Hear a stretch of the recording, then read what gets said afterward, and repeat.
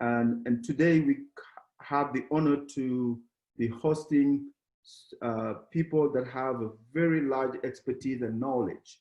And we are faced with the current environment where we have a lot of questions and answers when it comes to this pandemic, when it comes to this virus. And today we are looking forward to be enlightened on that situation. So if you are following us and you log in, you will be muted automatically. And we will ask everybody to chat in their question. So you will use the chat form to put in your question, and we will have the speakers answer the question also. So now, as the speakers goes, as I said, they're gonna be able to mute and unmute themselves. If you have question or you wanna talk about something, you can raise your hand, and we can call on your name. We'll have 2 raffle we're gonna be doing today, and Miss Laurie will be telling you more about the raffle, but you will have the opportunity to win bottles and face mask, hand sanitizer, things that we can use very much so that's related to the topic that we're going to be talking about. We also have exercise balls that's part of the raffle that you could be winning, and we will be having 2 raffles today. And if you have submitted your question and we did not get a chance to answer your question, just know that we will forward it to the speakers and they will get back to you via email. That's why it's extremely important that if you have not registered, to use the link to register, because that's the only way we will have your information so we can follow up with you via email. And that's the only way also that we will have your address if you happen to be one of the winners of the raffle, so we can send you the prize. So so I'm sorry, Papa. Can I interrupt you? Yes, go ahead. Apparently the meeting has been locked by the host. This is why nobody can get in. Oh, wow. Okay. So all right. So, and I think then this is the time where we were trying not to, we had an incident and we were trying not to, to distract it from what's happening. So, and I guess I owe an explanation to people that's on the platform. Papa, yes. I think you should just speak very candidly about what just happened. I think everyone needs to know. Yeah, and it's just going to be difficult, but I'm going to be very candid about it. So everybody know, and sorry, you want to apologize. I usually don't apologize for anything before talking, but in this situation, I'm going to apologize. So what happened is we log in at 9 o'clock to just do our routine, and somebody hacked into the system and start drawing the N word on my picture, and was playing song calling us nigger, nigger, nigger, nigger, nigger, and nonstop. It's been difficult. So people are coming in now. People are coming in now. So, listen. So, we could start. We could start. Just bear with us. This is a very important topic, but also we are faced with other reality in our community, and we just gotta come together and support one another. And my ask of people that are in the health industry, health and wellness, we need you more than ever, and that's why we're very grateful to have you here. So we'll do our best to carry on with this and have the conversation. So yeah, just bear with us. It's going to be, I don't know, but so yeah. Papa, my logistical question is this: are we now in an open setting where anyone who has the link can now get into the meeting? Are we subject again to a possible intrusion? Well, right now we have 3 people admitting people. We have Eve, Uzi, and I are admitting people as they come in, but because we don't know everybody, so that may still be a problem. So and the other thing is, we thought we already, the person is hearing us, obviously. He was able to block people from getting in, and we know this anytime, we never had an event where we're starting and you only see 13 people. So he knows what's going on. He probably letting more people in, and who knows what else he's going to be doing. So I leave it up to everyone there to, I don't know if we should carry on with this, because I just don't want the entire community to be impacted with whatever else he's going to do. So I don't know. Maybe we need. We should carry on. We should carry on. We're not going to let ourselves be hijacked by that sort of terroristic activity. I agree. We Agreed. should carry on, Papa, because nothing can stop us as being an ALG member. We've been through a lot. So let's carry on, and whoever can join will join. And at least we were able to have this meeting. Okay. We're gonna carry on. All right, so if you just join us and following us, we apologize for the little bit of delay, and obviously we will write more about this incident and talk more about this incident. But if you are a community that you join, just know at this particular time, we need each other more than ever. And I know we are here to talk about this pandemic, but it's one way we can come to closer, care for each other about this pandemic, and also look out for each other for much more. And there will be more information to come. We are very blessed and fortunate to have the expert we have on this platform that's going to be having a conversation with us. Now, if you have questions and you want to discuss more about the incident and want to understand more, call me later, but just know we might not be able to go over it on this platform as we need to carry over with our agenda. So thank you so much for being with us this morning. And Ms. Laurie, thank you so much for giving me the update. So if there's anything else that we need to update each other, please don't hesitate and stop us. We'll update and carry on. So you are joining us this morning for the Health and Wellness Committee. And I was sharing with everybody the background of the organization, the African Leadership Group. So, our mission, we exist to help facilitate the professional integration of African immigrants through 3 layers we focus on: social impact, economic impact, and educational impact. And we have so many different initiatives. And one of the initiatives that we have is the health and wellness. And today we are gathered this morning, that committee that brought us together, so we can discuss about the current pandemic that we are faced. So I want to tell you a little bit about the Health and Wellness Committee, but I'll be bringing Abdul, that's going to be telling you a little bit more here shortly. But today I have the ALG staff members that are joining me, putting all these things together. And all of you know Laurie Collier. She's the African Leadership Group event planner. We cannot thank her enough for her hard work and commitment to the community. I also have Usman Ba, who is the program coordinator. I also have Amadou, who is the media strategist. Jason Golden, he's the consultant.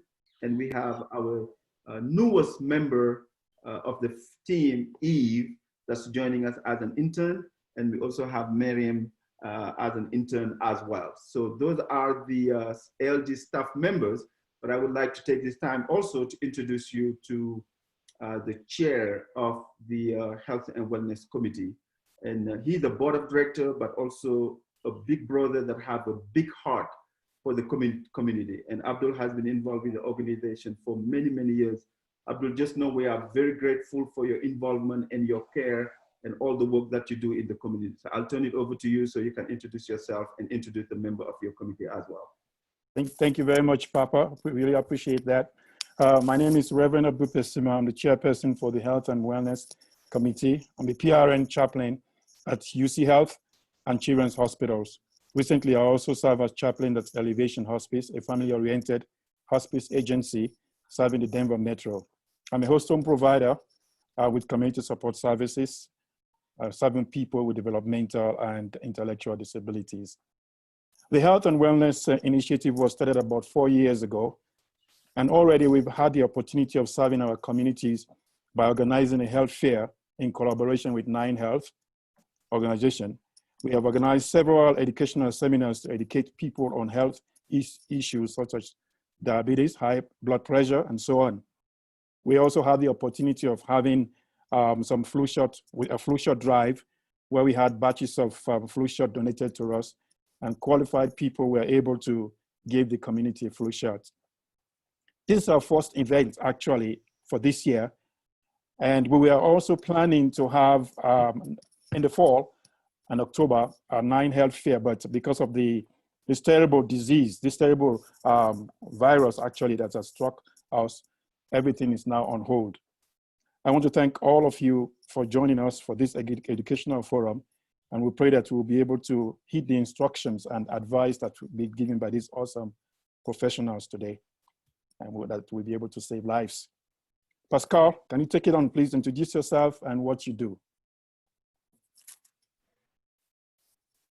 Pascal, if you can unmute, we can hear you. Yes, sorry. So my name is Pascal Adu, and I have 20 years of experience in healthcare. I've been a part of health and wellness committee. Abdul already said all, I'm not gonna repeat myself. So now I work for a healthcare union, SCIU Local 105 here in the community, and I feel like helping the community. Sorry, I'm wearing my mask just to remind our community that you have to wear your masks, because being a healthcare worker, that's what we have to, that's the message we have to send to our community. Always wearing your mask when you're in public, wear your mask when you go out, wear your mask when you have to care for people, because I'm sure we have some healthcare workers on this live event today. So I just want to thank those healthcare workers for the hard work, for being the frontline worker and doing what they have to do to make sure the community is safe, especially those speakers we have today. They're all healthcare providers, and I want to thank them for being here today. So that's all I have to say. Thank you so much for being here. And hopefully this live event will benefit all the community and, you know, and everything. Thank you so much. Thank you, Pascal. Pascal was there right from the beginning, you know, of the healthcare initiative, health and wellness initiative. Charmaine, Dr. Charmaine, please go on. Good morning. My name is Shama Musara, and I'm the Executive Director of Clinical and Community Engagement, Clinical Research and Community Engagement with CliniSpan, and founder of Clinical Trust Solutions. I'm a recent ALG member and serving in the Health and Wellness Committee. And I'm committed to developing community engagement strategies to build trust, relationships, and partnership of minority communities as a valued partners with healthcare organizations and pharmaceutical industry. Thank you very much, Charmaine. Jusu, go ahead, please. Jusu, if you can unmute, please, Jusu. My name is Jusu. I've been a member of the committee for probably a few months. I do not really have experience in health, but then I have a heart to serve. Currently, I work for Wells Fargo, but then I'm very excited to serve on the committee so that I, you know, being a member of ALG, definitely I want, my heart is to serve people. And I found out that one way in which I could serve is through the Health and Wellness Committee. Thank you. Thank you very much. Jusu is one of my sons, and he's coming to help Daddy, you know. Exactly. Pass it on to you, Papa, go ahead. All right, thank you so much. Thank you. And now, if you join us just recently, let me just go over the housekeeping rule. So when you log in, you are automatically muted. So if you try to unmute yourself and it's not working, just know, just for precaution with what happened earlier. And we want you also to use the chat form to chat in your question. So please use it. And as you hear the speakers present, if you have any question, just feel free to chat it in. Now, I just want to remind all of us, you might be here for yourself, but also you are here to represent the people that were not here to make it here. So all of us, our responsibility is to take this knowledge, not just to keep it ourselves, but also to spread it to the community. So this virus is real, this pandemic is real, as you're gonna hear from our speakers, but we want you to take note, we want you to ask questions, we want you to engage, because when we care for each other, we care for our entire community. So this call is on all of us to get this information, but don't keep it to ourselves and share it to the community. And you will hear also, as we go through the presentation, we have some raffles that we're going to be doing. And our speakers donated some masks, hand sanitizer. So we want you also to participate, and hopefully you will be one of the lucky winner. So so you can have access to this mask and sanitizer, because I know that they've been becoming very, very rare. So for our followers on Facebook and around the world, we also welcome you to participate. So you can send your question through Facebook, because we have one of our team members that's going to be retrieving this question, and we're going to be asking it for you. Later the event, also check out our website at usalg.org to have more information about all the things we're going to be discussing here today, as we'll have the video that we're going to be sharing. Now, I think this is a time where we're pretty much going to kick it off to introduce our speakers. And I mean, I am just excited that out of the busy schedule around this time, they all have taken the time to come and share with us. And what's going to happen is they each going to go over the slide, because there's a lot of information they're going to try to share as much possible. We wanted also to allocate time for questions.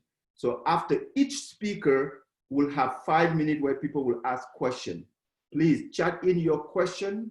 Don't wait until the end, but as he's presenting or she's presenting, if you have some question, just chatting in, as the team will collect this question and will be asking it. So at this time, I would like to really introduce a friend, part of the community, Dr. Ben, President and CEO of Stride Community Health Center. One thing I like about Stride is they are part of our community. They are here to serve. They are here to serve people that might be undocumented, people that might not have insurance, but they just care about the community at large. And Ben, is truly, truly, truly an honor and a pleasure. So I'll turn it over to you, and welcome to the African Leadership Group family. Great. Well, thank you, Papa. I want to thank you and Lori, the committee, everybody at the African Leadership Group. If you can go ahead onto the next slide, there's a little bit about myself in there, but yeah, we can jump in here. I am so honored to be part of this forum, and I'm so honored for the opportunity. There is a pandemic of COVID, there is a pandemic of racism. And given the events that you alluded to earlier, I just want to acknowledge the love and welcome that I have already experienced in being invited into this forum. And it's my dear hope that people will have that same experience if they encounter Stride Community Health Center. Because as you said, Papa, that is why we are here. And I'm also very honored 4 of our children are from the beautiful continent of Africa. So on behalf of Kamuli and Nyakasiki and Mutageki and Abidi from Ethiopia and Uganda, it's also a great privilege to be part of this community as well. So we'll start with our mission. If you could go to the next slide. And the reason I wanted to begin here as well is to give you a sense of our purpose and why we exist. And it's to really create this partnership with the community and not just provide care, but provide care in a way that's culturally sensitive, because we want people to have an experience where their needs are met and the unique needs of each person are met. And so that it's personalized, and that leads into our vision of people and being empowered to live the lives that they want through personalized and compassionate healthcare. And we're guided, the compass that guides us are our core values of integrity and compassion and accountability and respect and excellence. So next slide, please. So our care, we not only provide medical care from a primary care standpoint, but we also provide other integrated services. The clinical services also include behavioral health as well as dental, as you can see in this image with Dr. Chalet, one of our dentists. And we also have services like pharmacy, and then a full continuum of other services, enrollment specialists, care coordinators, patient educators, to really, again, meet unique needs of each person. So the next slide. We've been serving the community for over 30 years. Some of you may be familiar with us through our former name of Metro Community Provider Network, MCPN. What you may not know is even before that, we were MDN, Metro Denver Provider Network, and we were established in response to a recognized need to provide additional care for people living outside of Denver proper. And so the city of Aurora partnered with some clinical leaders in the community to identify a model of federally qualified health centers, and in their generosity donated that building that you see there near 13th and Chambers, which is our Helena Health Center. And that was a residence that was converted into a clinic in 1989. And we have grown now to to serve 52,000 people now across 16 different locations in the metro area. And the reason that we changed our name was because we were receiving some feedback that people didn't necessarily know what MCPN, what our services provided. And so as we engaged in a conversation of talking with our patients, our community members, our employees, we asked, what is the essence of what we do well and what we want to continue to be known for? And the theme that emerged was connecting with the people that we serve, honoring their dignity, and being on this journey of shared partnership moving forward together. And with that theme, we looked at different words. We knew community health center, that we wanted those words to be in our name as well. And stride, that sense of partnership and moving together, was how we identified that name. And we've been Stride Community Health Center now for a little bit over a year. Last April is when we changed our name. So next slide. So this gives you a visual of our locations. There are some other similar organizations to us, federally qualified health centers in the city of Denver. Denver Health certainly is the most notable of those, and their outpatient ambulatory locations are also federally qualified health centers, and Clinica Tepeyac and Inner City Health, the Colorado Coalition for the Homeless are all examples of community health centers, and there are 20 across the state of Colorado. The service area that we really focus on are those cities of Aurora and Parker and Inglewood, Lakewood, Golden, Wheat Ridge, and Arvada. And we are here to serve people and to remove barriers to care, to create access to care for people who otherwise wouldn't be able to receive services. And predominantly, that is people who have either Medicaid or don't have insurance because of being undocumented or for other reasons. And that makes up about 90% of all the patients that we serve.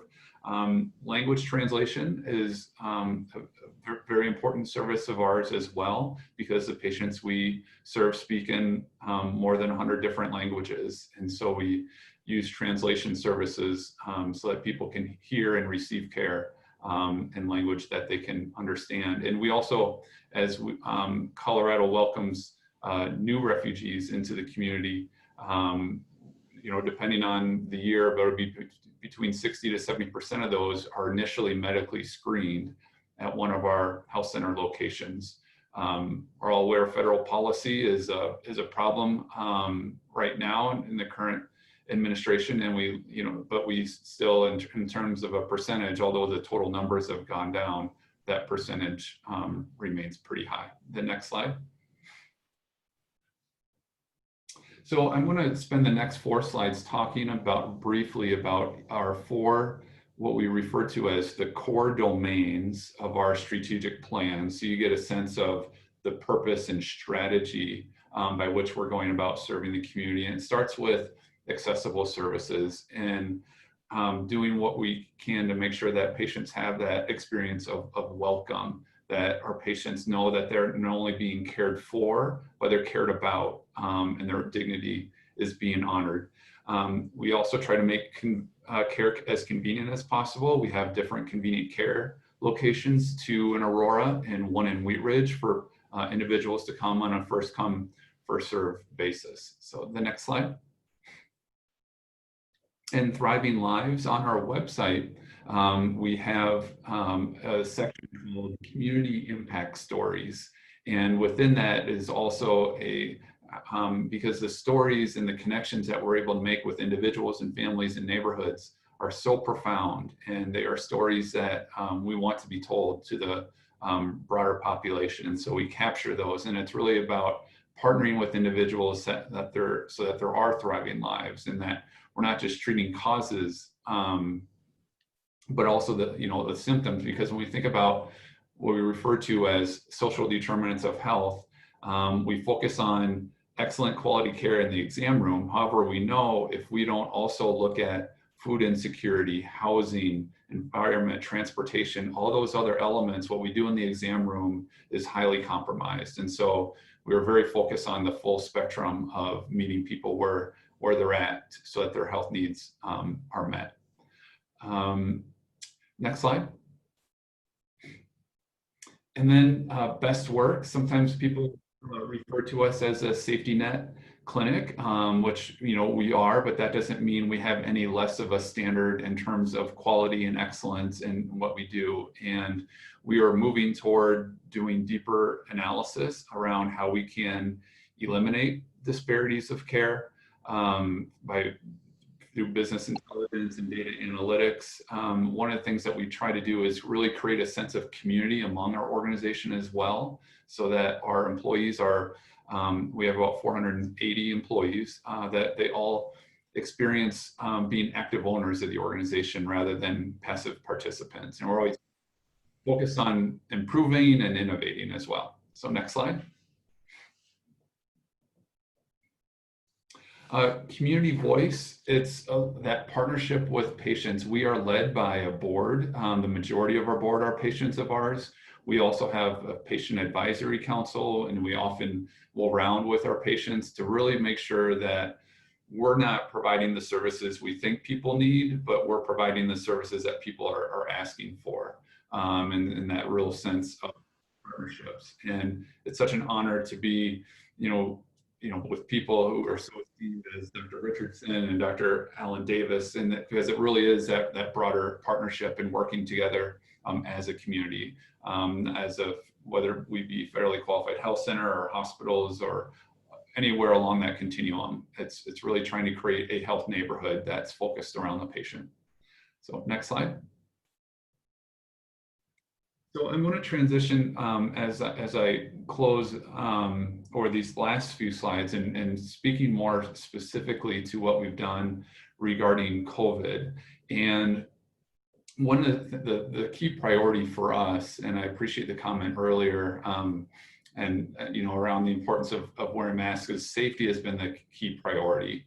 Safety for our patients and our community, but also safety for our employees as well. And so there's a screenshot there of every morning I get a text message and I'm asked to complete this daily fitness assessment, or I'm asked some questions around how I'm doing in terms of my physical well-being, my mental well-being, if I've had any contact with individuals who have tested positive, if I have any symptoms. And so it goes through that to ensure that our employees are safe and are reporting those, responding to those questions. And then we also temporarily closed a few locations in the midst of COVID so that we could really make sure that we had the needed PPE and can consolidate that personal protective equipment for our patients. And we're also screening patients as they come into the front door by taking their temperature and doing a brief assessment and questionnaire for them, similar to what we do with our employees as well. So the next slide. And really the key to what we've done in our response to COVID, I like to refer to them as the 3 T's, and it's telehealth, it's testing, and it's human-centered touch. And with telehealth, you can see a screenshot of a flyer that we created. We identified how critical this was so that people who are vulnerable, who have chronic conditions, still need health support, but coming out of their homes and into the public sphere also created some risks. And so to find that medium of keeping people healthy where they are to as much as we possibly could, we quickly put a team together, and within a week, we were actually able to begin offering telehealth. That mostly focuses, or is delivered, I should say, through telephonic and health support over the phone, and we're trying to find funds to further invest in our infrastructure and bandwidth to do more and more video like this as well. And we're, speaking of video, there's a program called Video, which is part of the Epic platform as we transition to Epic in partnership with UC Health here in just a couple weeks. On June 29th, we will be on Epic, and so that will further connect us to other organizations like Kaiser and Denver Health and Centura and SCL and others who are on the Epic platform. And our goal is to continue 30 to 40% of all of our visits, which would be around 75,000 visits annually, to be via telehealth. The next slide. And these next couple slides are some images with COVID testing. This is what we refer to as our Delmar location, where we have drive-through testing services. This is it's kind of that triangle between Havana 10th and Delmar Parkway in Aurora, where Monday through Friday from 8 until noon, people can come and receive testing. We've done through May, so it's now up to probably about 14,000, but through May we were at 12,000 tests that we performed, and it's really been neat because we've had, I myself, other members of my executive team, members of our dental team have all pitched in, health educators, student nurses, to do this because a lot of our dental services had to be curtailed. So we kind of created a internal employment agency to identify people whose work was shifting and where we could utilize them differently. And then the next slide is similar images that you can see in our Wheat Ridge location, which we refer to as our Jeffco location. That's been at 29th and Wadsworth, and beginning Monday, that's going to transition to 6th and Kipling in Lakewood at Jeffco Stadium. So to be a more convenient location right off of Kipling and 6. We not only provide the swab testing, but the antibody testing. I think it's important to know if anybody tests positive for antibodies, that is not an immunity passport. It's just additional information. There's still a lot that we don't know, and I'm sure Dr. Richardson may be commenting further about that. But we also are moving toward an electronic process with registration, and then we have a mobile testing team as well, where we're going up into the mountains in Park County. We're going to different places around Cherry Creek School District, where we have a mobile team even outside of these drive-through locations. And next slide. And then human-centered touch. This is just an example of the work that our outreach care managers do. 13,834 touches, connecting with people, letting our patients and members of the community know that we are indeed here for them and concerned about their health and well-being. With people experiencing homelessness in quarantine shelters in Aurora and Lakewood, we're also partnering with agencies to make sure that their health needs are supported, and there's been a large increase in behavioral health support as well.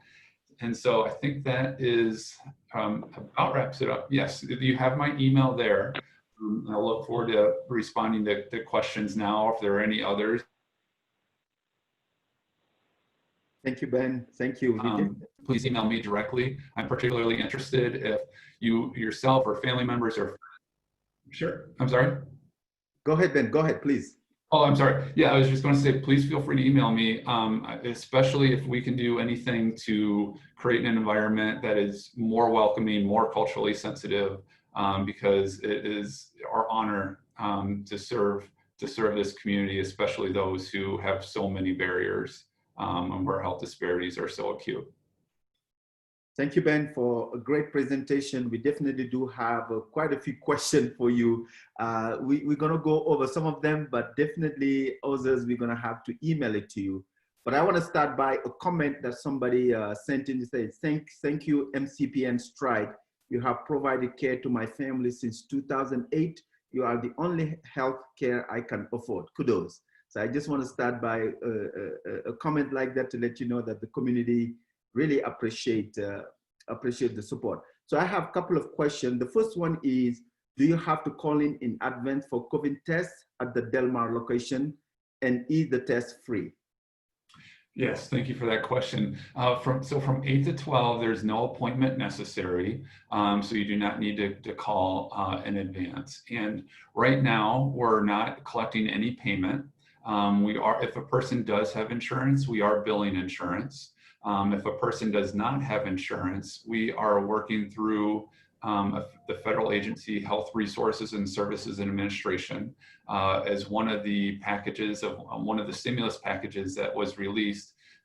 They have told us that there are funds available. We're still working out the details of processing those claims to have those tests reimbursed, but we have many reasons to be optimistic that those will be reimbursed, and we can continue to provide tests for no out-of-pocket costs to patients, regardless if there's insurance or not.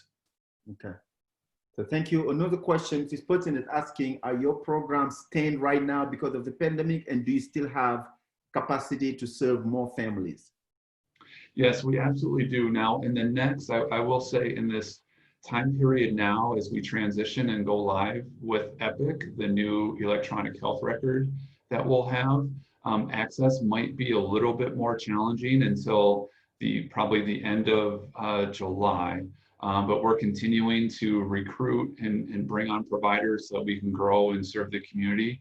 So just know that absolutely, regardless of insurance or not, Medicaid or not, we would love to take care of anyone and their families. And with that caveat that here in the next month or so, it might be just a little bit more challenging, but we'll get everybody, the team trained and up to speed on our new electronic health record, and should be much better then.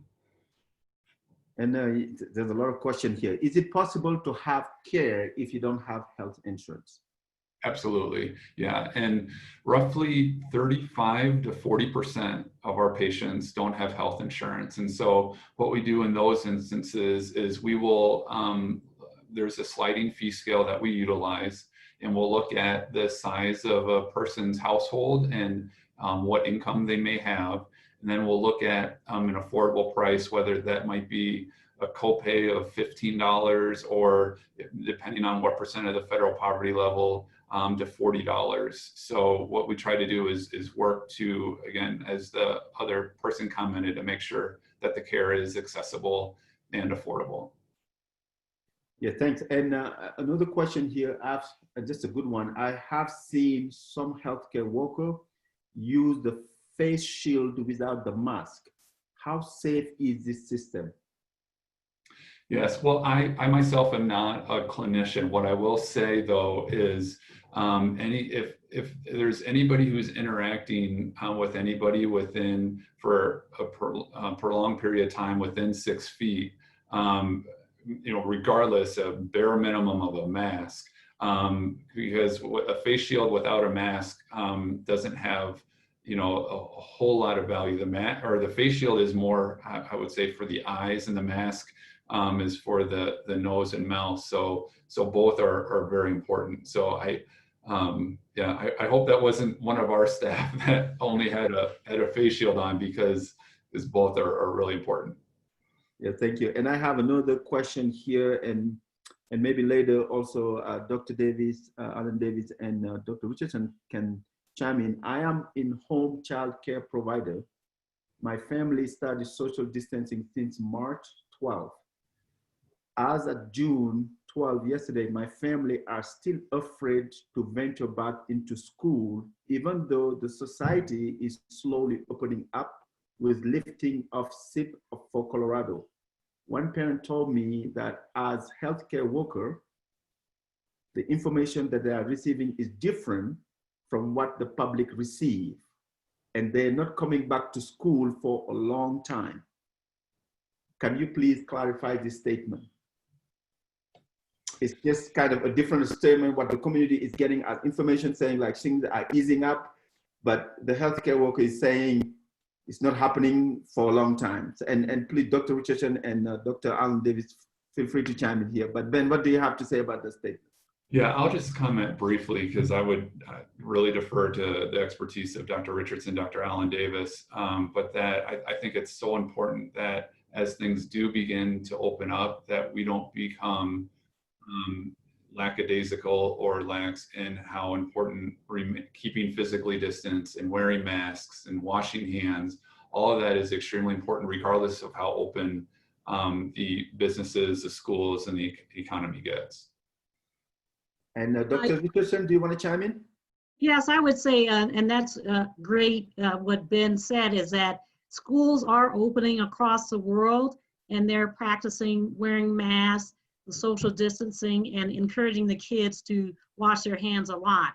Children don't tend to get the severe disease, and the kids are not the spreaders, but this virus is affecting everyone. So I think every school district, nursery schools, on up to high schools just have to look at their situation and try to make sure that everyone's safe as they go back.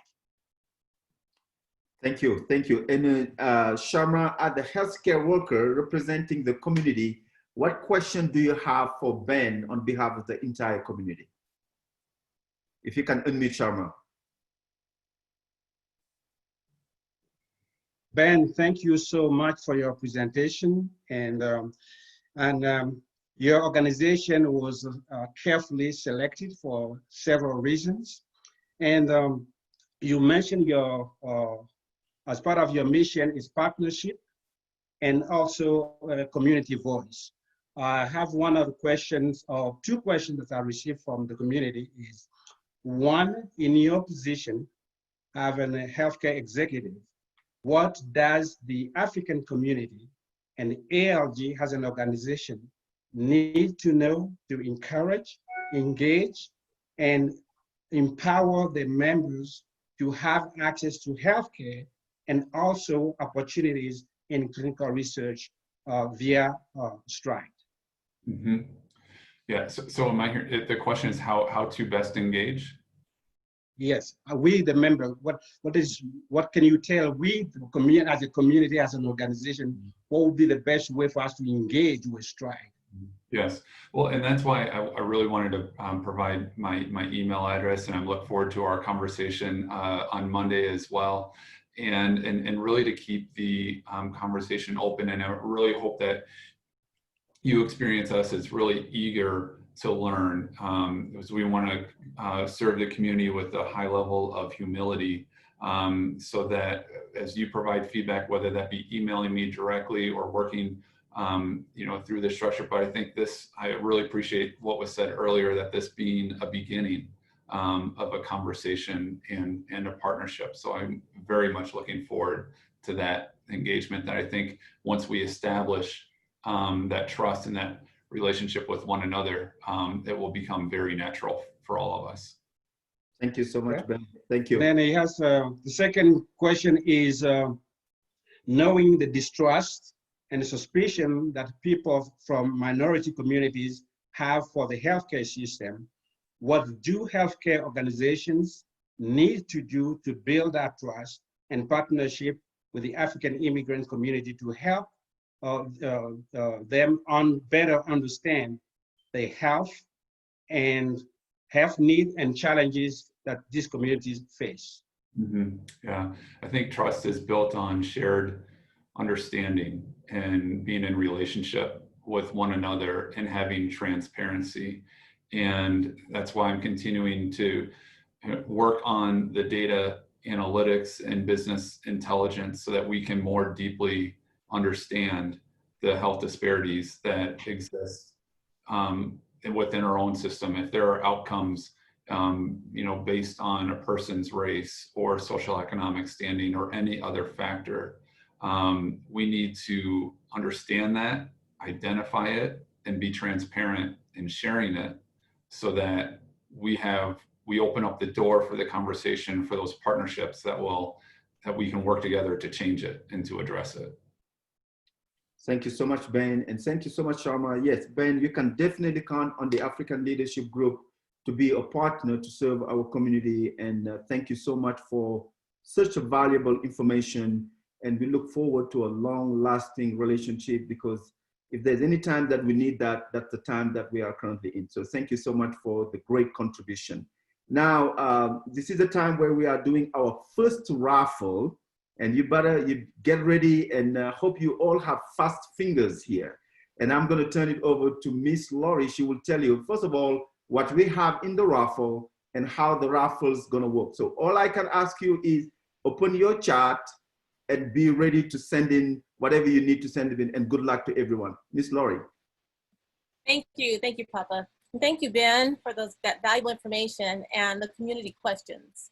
All right, as Papa shared with you, we have 2 raffle drawings throughout this event. So the prizes that you see on the screen, Drive, they're going to donate some water bottles. Okay, here are the instructions. We're going to select a number between 50 and 200. 50 and 200. You will send that number via chat. There may be 2 or 3 people with the same number, and that's okay. But like Papa said, those fast fingers, the first person who chats in their number first, and we'll check the timestamp, will be the one selected. So the numbers are pre-selected, and the winner will be the one that has the either chosen the number or a number closest to that number. Okay, you will have 20 seconds to chat in your number. Now, Miriam, where are you, Miriam? She will be our timer. You ready, Miriam? You have to unmute yourself. Okay, Yeah. you will be our timer. When Miriam says go, then we will start the time. The raffle numbers will be displayed on the screen after the 20 seconds, all right? Amadou will look through the chat and will choose the winner. We will announce the winner at the end of the event. So if you haven't registered through Eventbrite, please put your email address in. So we'll have your email for the winner. Okay, if you guys have any questions, just chat Amadou. Are we ready? You ready, Miriam? Yep, on your mark, get set, go. Well, thank you and good luck, everyone. I want to take this time to recognize some of the community leaders that I have.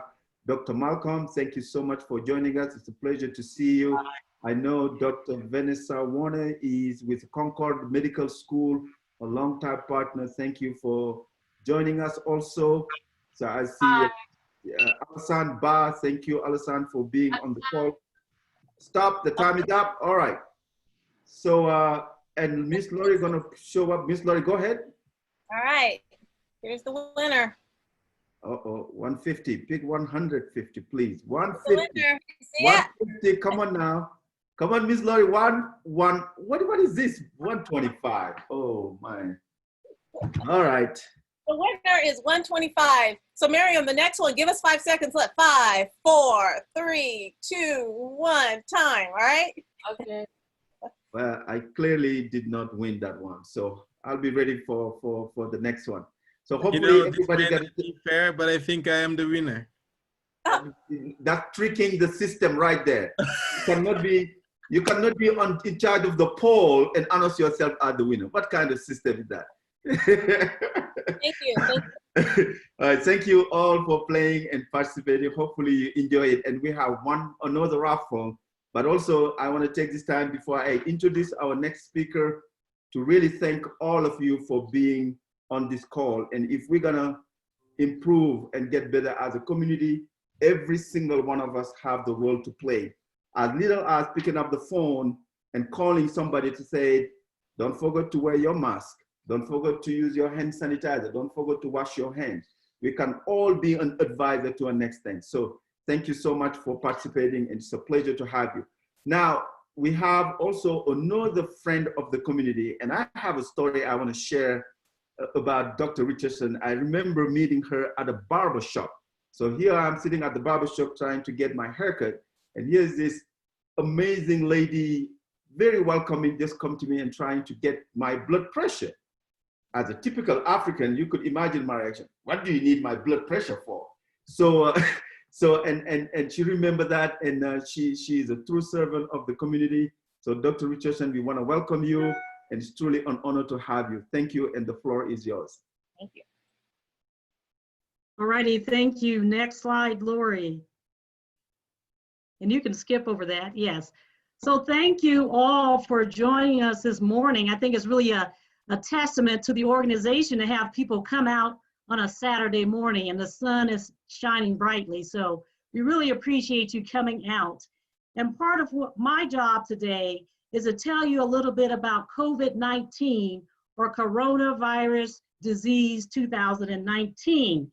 Now, coronavirus 2019 is part of a family of coronaviruses that cause illnesses like the common cold. And it was named corona because in Latin, corona means crown. And when you look at this virus under the microscope, as you see depicted there, it looks like it's wearing a crown. And so coronavirus 19 or COVID-19 is definitely not the common cold. It's much more severe than that, but it is a novel or new type of coronavirus that we've never before seen in humans. And so we're continually learning a lot about this virus. No one knows it all, but we're learning as we go along. And certainly this virus has done a tremendous job to show who is the king of all viruses. So before I go into how the infection starts with this virus, the path to illness, I'm going to give you just a little background and some of the numbers so you can see the impact of this disease. It started in China in December, could have been a little earlier than December, but that's what they say, December 2019. It started in China. And then we had our first reported case in the United States in January of 2020. It could have started earlier, but that's when they reported it was January of 2020. Since that time, so we had one reported in January. Now worldwide, there are over 7 million cases of COVID-19. The US accounts for 2 million of those cases. And I know you all want to know what's going on in Africa. Even though it has a hot climate, there are 100,000 cases. This was reported a few weeks ago. And these are just cases. These are not deaths. When we look at the deaths, there's almost 500,000 deaths across the world. The US has about 115,000 deaths. Of course, the numbers change frequently as more people die, but that's a little bit about the numbers. They estimated in the United States, you have about 20,000 positive cases per day. That's 20,000 positive cases per day. So I'm going to go on and talk a little bit, next slide, about how this virus wreaks havoc on your system. So you see, we've been talking about wearing your mask, but on the left-hand side of this, you see two people that are less than 6 feet apart, and they're not wearing their mask. And one of the persons coughs or sneezes, and then that virus, as you can see in the picture, goes up the nose usually. It also can go through the mouth and to the eyes, but the primary way this virus infects us or gets into our body is through the nose. And then after it gets into the body, it kind of rests in the back of your throat. And if your immune system, you may get a little dry cough. And if your immune system, the system that helps you fight off infection, is working well, or if you're lucky, then the virus just gets stopped right there. But if your immune system isn't able to handle it right there, then next slide. It goes down your windpipe or trachea, goes down your windpipe, this virus, and then gets into the intricate networks of your lungs in the lower respiratory tract. And once it gets into your lungs, it goes to the very small air sacs and just really starts doing back and forward flips and creates a mess so that subsequently your body does not get enough oxygen, and it can lead to so many terrible things that go on. The majority of people have mild to moderate cases, about 80%, but there are those that go on ultimately to die. So let's talk a little bit about the symptoms, next slide, of this virus. When it first came out, they listed the top 3 that you see there as likely symptoms that you would get from coronavirus, COVID-19: fever, cough, and shortness of breath. Some of you adults may know other words that we use with SOB, but in this case, it's shortness of breath. So fever, cough, and shortness of breath. Those were the 3 that people were looking for. Early on, you could not get tested unless you had moderate symptoms, and you had to have those 3 symptoms. As time has gone on and we've learned more, we know that there's other symptoms associated with this virus, like feeling tired. I hear almost everyone that has a moderate case or severe complaining of significant fatigue, and this goes on for months. Chills, myalgias, that's muscle aches, sore throat, anorexia, not really feeling like you have an appetite, and chest pain. I recently saw a young person that had severe chest pain. It was only when they took a deep breath, so their lining around the lung was very inflamed. At one point, and we're going to move on to the less common symptoms that people may have. At one point, they didn't think that gastrointestinal symptoms were a part of COVID, but now they've learned that some people may have diarrhea or nausea and vomiting. Another new symptom that came on late in the game, that at least that was reported, was a loss of smell or taste. So if you have a new loss of smell or taste, that might mean you have COVID.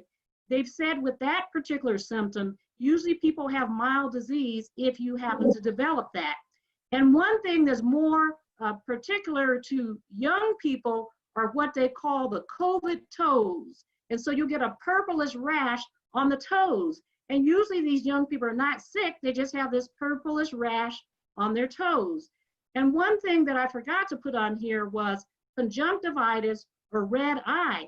I first heard about this in watching a program on CNN where the nurses at a nursing home said every one of their patients that died from COVID had red eyes. So this is something that people weren't reporting early on, but has subsequently been noted.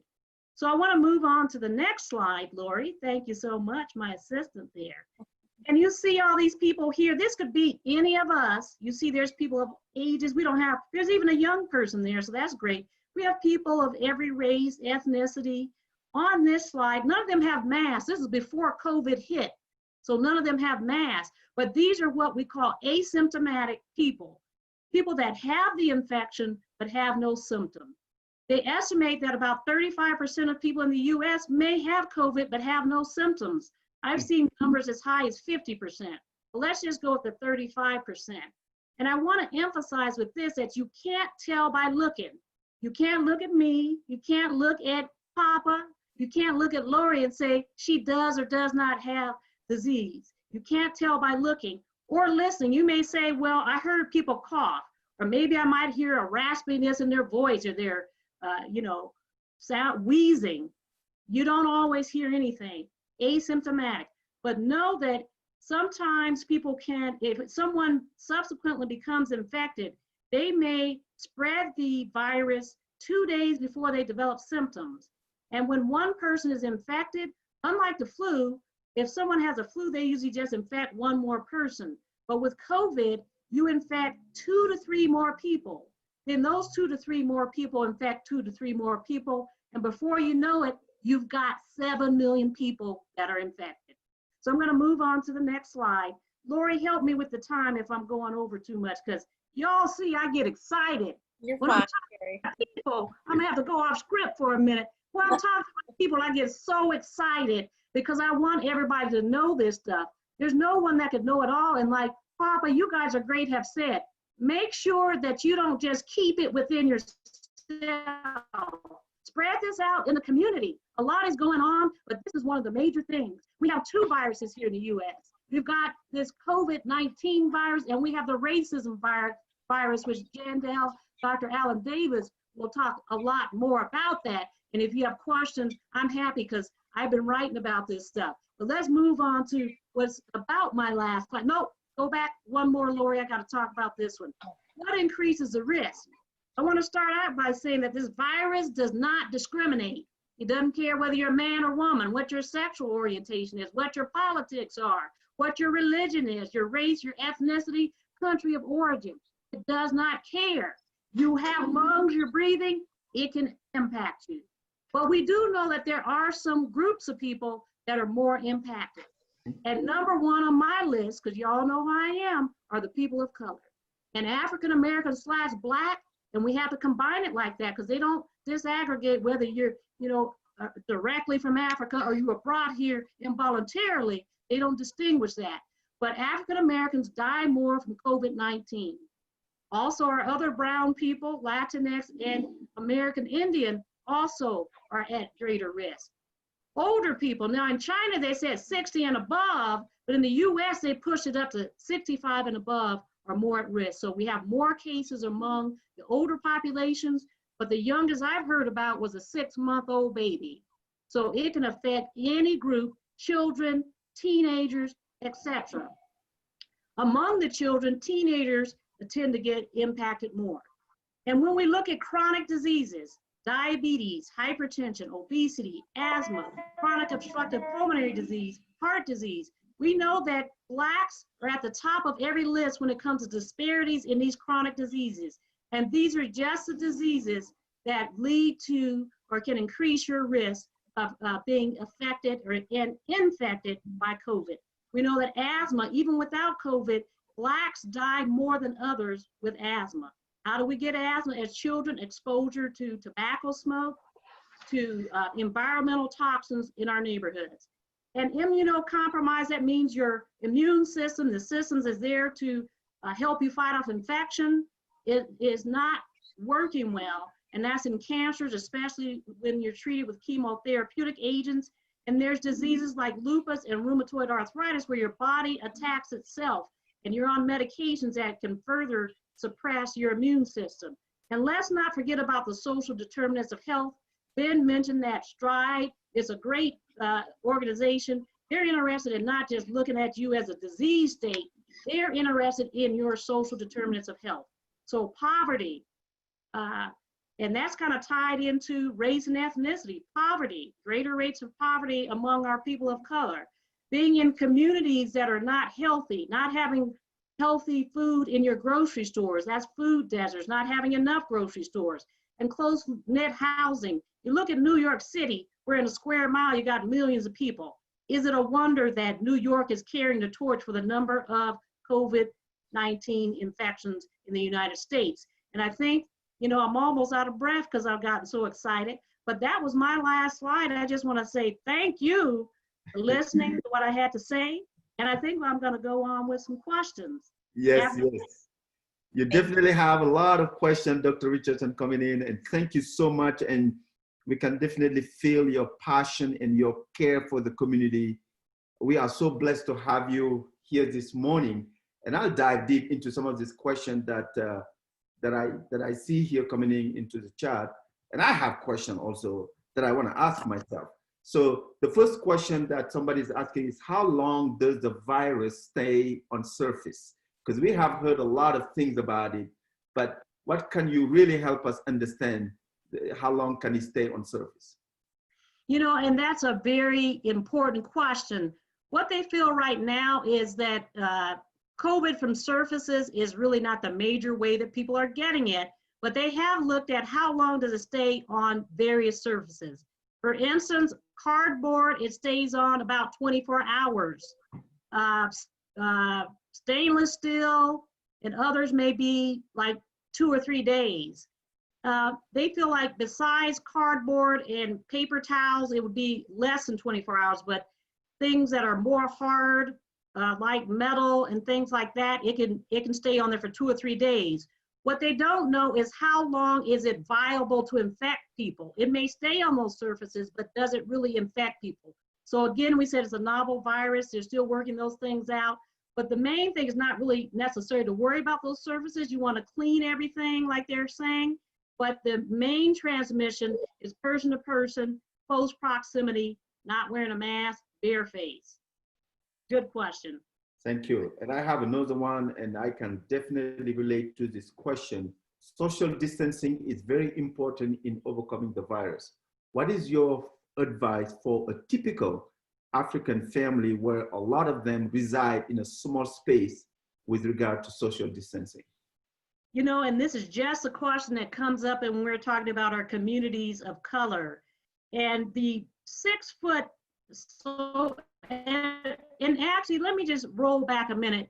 They started out saying social distancing, but in some of the presentations and interviews that I've had, I said, because we're a people that like to be together, the social distancing is not the proper terminology even for us. It should be physical distancing because we're social people. So physical distancing is what we're talking about. But 6 feet came up based on the studies. If you're in an environment where you can't be 6 feet apart, try to be as far apart as you can. And within the household, if you know what's going on, you don't necessarily need to wear a mask. But if someone's ill, you certainly want to wear a mask. You want to try to be as far apart as you can in different areas. Even if you have one room, you don't all have to huddle together, be in different parts of the space that you have. Sometimes we say, well, people can't do it. I think we can try our best to be as far apart as we can, because that's going to help stop the spread. And certainly if anyone has symptoms, that person needs to be a little bit more isolated than the rest so that everyone else can stay healthy. And it is a challenge, though. Everyone's recognized that's a challenge. You can just try to do your best. Try to get outside some of the time as well. Thank you. There's another question here, and I'm going to squeeze in mine. So how likely is that someone who has recovered from COVID can become reinfected? And I'm going to squeeze in my question here is, COVID-19 has become a taboo in our community, that people that usually don't have it, they hide it, they don't want to come up from, they don't. So somebody that have it or recover from it, what could they do to help the community? So the first question is, how likely is somebody that recover from can be reinfected? But the taboo piece where what somebody that have it or recover from it, what can they do to help the community? So the answer to the first question goes back to this being a novel or new virus. They really don't know the answer to that question. If someone's infected, will they be reinfected? And if they are able to be reinfected, how soon after they had the first infection can they become infected? The answer to that question really is not known.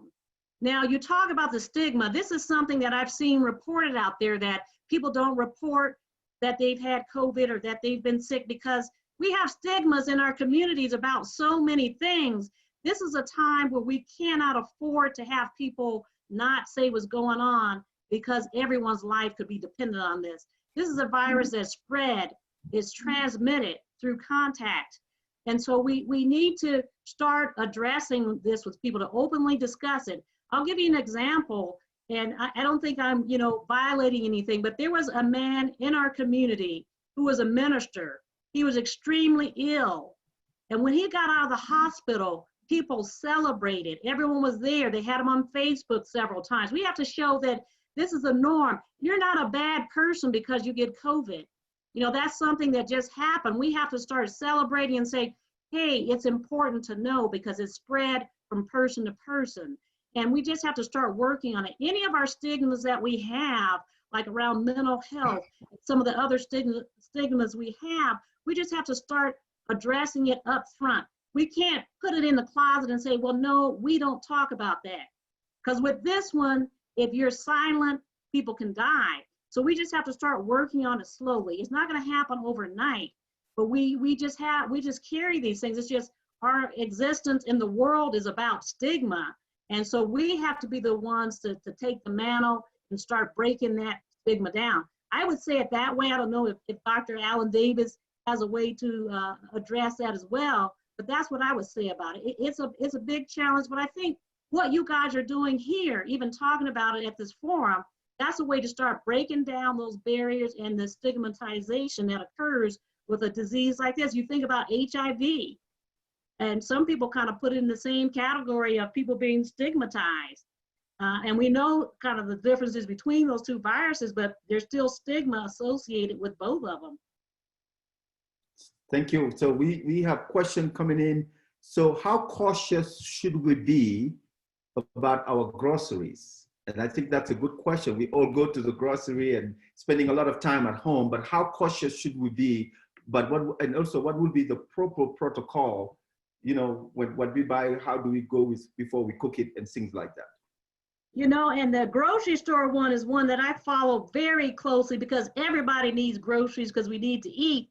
Early on, I'm gonna tell you, I would not even touch a basket when I went into the store. I was saying, I'm never gonna use those, reusable bags to get groceries. But then when COVID hit, I was like, I'm only gonna fill this bag and I'm not gonna do anything else. So I followed this very closely. But what they've said is yeah, you can exercise some caution with the groceries. It's probably low risk of contracting COVID from the groceries themselves. Now, the people you encounter in the grocery store that aren't wearing masks, that may be more of an issue. But the groceries themselves, you may not have to worry. There's been things online that show how you can bring your groceries home and put the bottles and things, rinse them off, you know, leave the food out if you can, some of it on the counter for a while. I think that's probably overkill. I'm not mad at you if you do that type of thing. Just try to make sure that when you're going in the grocery store, you're wearing your mask. And if you see people that are not, try to avoid those people because you're more likely to get it from the people in the store than you are from your groceries. But I think for me, I still bring my groceries in, the ones that are non-perishable. I leave them for a couple of hours. Now, you won't hear this from the CDC, but this is what I do. We all have to deal with this the way we can. I leave them there. The things that are bottles, I rinse them off, you know, wipe them down and put them in my refrigerator. But you certainly don't have to do that. I've heard that you don't need to do as much as what I'm doing, but I still feel comfortable doing that. And it's not hurting anybody. So it doesn't hurt you to take some precautions, but probably not necessary. Thank you. Thank you. And Pascal, as the member of the Health and Wellness Committee, what question do you have on behalf of the entire community for Dr. Richardson? Thank you so much, Dr. Richardson, and thank you. These are great information. Thank you for what you're doing for the community. So you were talking at the people of color that were hit, you know, the most by this virus. My question is, and that's true because the record showed that Black Americans are dying of COVID-19 at 3 times the rate of white people. How do you explain it? And also, do you think it's because Black Americans did not believe of the existence of the virus at first? You know, I'm glad you brought up the issue about Black people not believing the existence of the virus initially. It was filtering through social media. The young lady yesterday talked about making sure that we get informed because there's a lot of misinformation. Early on, I would say about in February, there was a false news circulating that if you have melanin, brown skin, you could not get coronavirus. We were immune and there were no cases. And then bam, shortly after that, the Black basketball players were out there, etc. So yes, we do get this virus. The reason that I think that false news has circulated because there was a Cameroonian man that was in China who recovered from COVID. And from there, they said, well, we really can't get it. But everybody, as I said, can definitely get it. And the second part of your question was, why do African Americans die more from this? Now, I have a little pet peeve with this because everyone's saying because we have front-facing jobs, it's racism, systemic racism, we can't be off of work. And then also we have a lot of chronic diseases. But I have not seen any specific studies that say of the people that have died, were they older, were they men, were they women? Among the African Americans, yeah, we know that racism, systemic racism is a part. It's a reason why we're in closer living quarters in a lot of cities across the United States. So it's the social determinants of health. It's our chronic diseases. It's our stress. If you're stressed out, your immune system is not maximized. So it's all of who we are about Black people in America or Black people across the world that's making us more at risk for this virus and for bad outcomes. But I'd like to see somebody lay it down who are looking at these numbers. Are we seeing really more older Black people? Is it every age group? I'd like to see more specificity rather than everyone saying, well, it's the racism, it's the social determinants. Those are likely the truth, but what is it like for Colorado? I'll say here that Colorado's Blacks are a little bit different than across the nation. We don't have as much tight living. We have some of it, but not as much as New York and some of these other places. We do have people that are higher levels of education, and yet we're still seeing people at all levels getting this disease. So I hope that answered your question. Dr. Alan Davis's presentation will probably say a little bit more about some of this as well. Thank you so much, Dr. Richardson. And my second question, I don't want to take too much time. As we all parents in the community, you know, we believe in having families around and, you know, may she rest in peace. We have one African, daughters that passed away at the beginning of the outbreak. So I'm just gonna take a question from one of our staff member, Usman Bal. He just asked, with summer and kids being out, what is the risk of children becoming sick with COVID-19? And I'm not a pediatrician, but I just love this disease. I know it sounds strange, but there's so much to learn about this disease. I just love, the biology, the sociology, all that is so interesting. But I did a little bit of reading over the time and learned that while children get it, they're less likely to get it than, say, older people. And when we think about being outdoors, if people are separated, I have watched some of the CNN children's programs on Saturday, and they're still suggesting that young people try to stay apart, and they were educating them about how they can still interact with each other, how they can still be social and still be separated, like blowing kisses, elbow to the air. But still encouraging them to be apart because you still can get it. It really is not as big of a problem. I think of the 2 million cases in the United States, I think there's about 39,000 young people that have it, and most of them have fairly mild disease, but then they can spread it to their grandma. So we still want people to be separate, and I hope that answers the question. Thank you so much, Dr. Richard. And I want to let everyone know we have a lot of questions that came in, but if we did not get a chance to answer your question, just know we're going to compile it and send it directly to Dr. Richardson. And you can see on the screen also her contact info if you want to reach out to her directly. I can tell you she has a big heart for the community that we all can fit into that heart. So that's how much she cares. And we cannot thank you enough for your time and everything else you do in the community, what we know and what we don't know, and also what we hear about. So we are very blessed to have you. Thank you so much. Now, Lori, I will turn it over to you. I guess this is time for a second raffle. So take it over.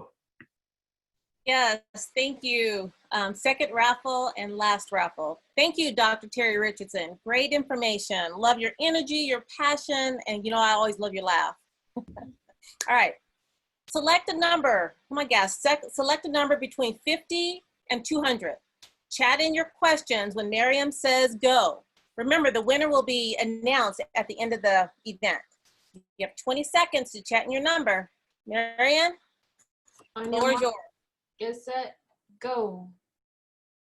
All right. So thank you all for joining us. And we got the numbers coming in. And please, again, the information you are gathering here, just make sure you share it with the community. TH Max, thank you for joining us. 3, 2, 1, time. All right, so Miss Lori, what is the lucky winner? Yeah, we do have a lucky winner. I saw that. Uh-oh, come on. Here So share the numbers. Oh, no. I saw something at 160. And Amadou, you better not say you are the winner. You cannot be controlling the poll and declaring yourself a winner. So we don't want to hear that. So, hey, I did not play this time. You all took my win the otherwise. Awesome, thank you. All right, and please, if you have not had a chance to register, please do so. That's how we're gonna have your contact information, or if you can just put it into the chat. But also you can always visit our brand new website that we have, usalg.org, to get in contact with us.